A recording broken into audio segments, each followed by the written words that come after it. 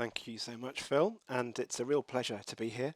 Congratulations to the Sound Environment Centre for their 20 years, and congratulations to Sana for a hugely successful period as director. It's been a real privilege and pleasure for me to collaborate with the centre, so I'm very, very happy to be back for this special occasion. Um, Unlike the first speakers this morning, I'm really presenting on some very new thinking, new work. So these are starting points for projects that I'd like to do, not necessarily fully thought through, designed as more of a provocation than a series of results. So let me begin by saying, although there is a tendency in some sound studies scholarship to align listening with a kind of resistance or alterity, to conceive of the act of listening as something which might take the listening subject outside of or beyond the normative structures of social power. Much of my research, really all of my research, has been in the opposite direction, really. By that I mean I've attempted to show how hearing and listening might orientate hearers and listeners toward the ideological and discursive operation of power. I've tended to analyse listening situations which were shaped precisely for the purposes of orientating listeners towards the operations of hegemonic power. And there's now a well-developed field of literature in sound studies on the ways in which listening is embroiled in the politics of race, colonialism, class and gender. But my point to start with today is that from a methodological standpoint, I don't think the field of sound studies, especially in its historical varieties, has yet done quite enough to interrogate the range of source materials where the intersection of listening and power has been sedimented. So sound archives are one prime example of this, and it's an image of the British Library Sound Archive in London, its physical manifestations. Surprisingly little sound studies scholarship, I think, draws from archives of recorded sound. Some sound historians have even warned against using sound archives because of the risk that we today would bring an anachronistic listening ear to the sounds contained within sound archives, and that written sources essentially do a better job of taking us back into the worlds of past listening cultures. I do share that sentiment to an extent that sound archives, certainly they require careful contextual historicization, but my hypothesis is that both as institutions and as individual sounding artifacts, sound archives represent an enormous, largely untapped resource for the critical humanistic study of sound and listening. New important research is beginning to emerge, and notably Annette Hoffman's research about the field recording and archiving of the voices of prisoners of war in German prisoner of war camps during the First World War, which was done largely for the purposes of comparative linguistics, has broken new ground in sound studies. And in books like this one and in other articles and book chapters, Hoffman proposes a new method of close listening, which might allow the historian to listen beyond the racist and extractive logics of the sound recordist, and instead to hear the acts of sonic resistance enacted by the interviewees themselves in those interviews made with prisoners of war. And this approach is incredibly inspiring and interesting. And broadly speaking, that kind of approach is part of a wider move to decolonize sound archives by, among other things, inviting originating communities to reinterpret and reuse sound recordings beyond a colonial context. So the British Library has a project, or had a project, for example, called True Echoes, which sought to do this by reconnecting communities from the Pacific region with recordings made by Cambridge anthropologists in the 1890s. But my view is that there's room alongside those kinds of decolonial projects for a thorough critical rehistoricization of what I will describe in this talk as the collecting ear. My use of the term collecting ear borrows from Jennifer Sterver's idea of the ideological listening ear that imposes ideas and affective registers on sounds and reproduces them as meaningful. My argument is that the colonial, racialized listening ear enacted as one of its core modes of operating a drive to collect and classify the audible. And while it's important to decolonize collections which were produced under these conditions, offering originating communities and others opportunities to undo this form of listening, I believe that as historians, we have a duty to properly unravel what was at stake in the colonial listening situation from the perspective of the colonizer. Collecting was one key dimension of imperial listening, and the collections left behind by this form of listening offer us a resource for understanding the history of colonial sound culture. The image on the slide here was taken by me, in fact, on a recent trip to the Pitt Rivers Museum in Oxford. And the museum is a key example of colonial ethnographic and archaeological collecting in Britain, and is an important collection of musical instruments and other sound-making objects which are well represented in the collections and on display. My emerging research on the history of sound collecting suggests that while archives of recorded sound offer invaluable resources to the historian, understanding sound archive holdings, particularly early sound archive holdings, as artifacts of listening culture might require a step back to understand the longer history of sound collecting. So this is one of my early project hypotheses. So museums such as the Pitt Rivers in Oxford were involved in the collection and classification of auditory, audible culture from the middle of the 19th century, with legacies stretching much further back. The earliest use of recorded sound technology in anthropological field research in the 1890s, and even earlier than that, in fact, emerged out of this pre-existing museum collecting culture, thanks in part to the close connection between university museums, university departments of social anthropology, and centres of learning like Oxford and Cambridge. One brief case study for this talk. The first curator of the Pitt Rivers Museum, Henry Balfour, offers a useful brief case study for my purposes here. Henry Balfour was an avid collector and anthropological analyst of musical instruments, stretching from the 1890s through to the 1940s, a very long stretch of time, bridging the kind of earlier mode of object collecting with the newer mode of sound recording collecting.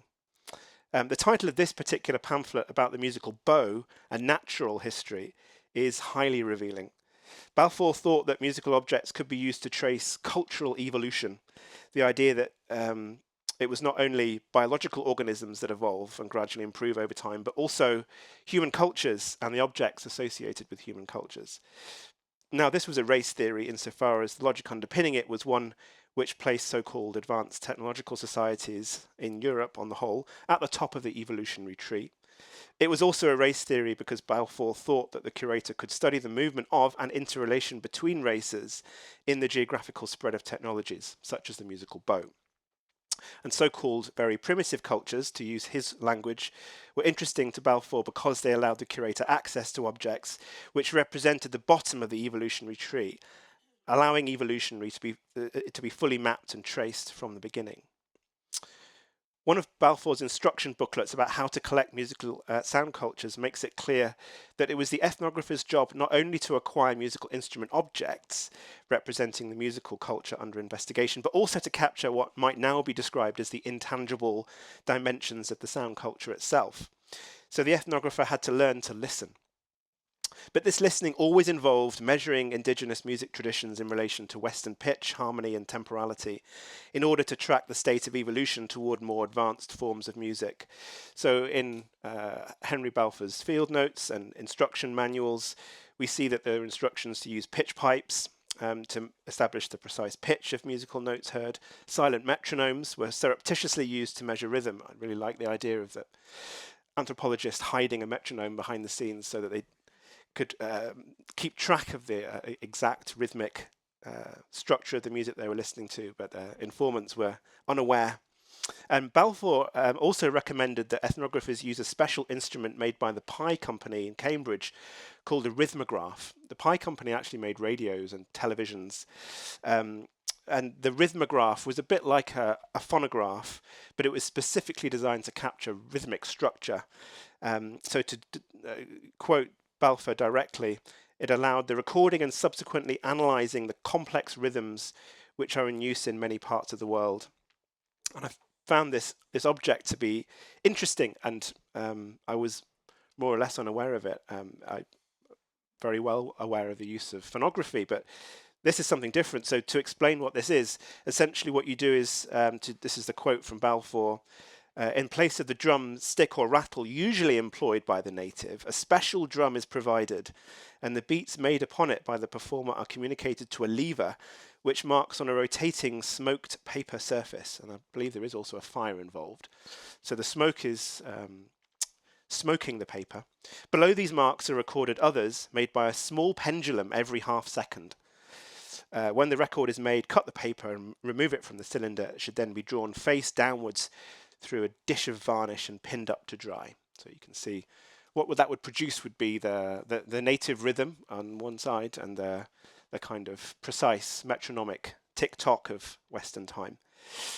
In this same booklet on music, instructing ethnographers about how to collect, Balfour also recommended playing Western music and scales to so-called native informants to gauge their reaction to it.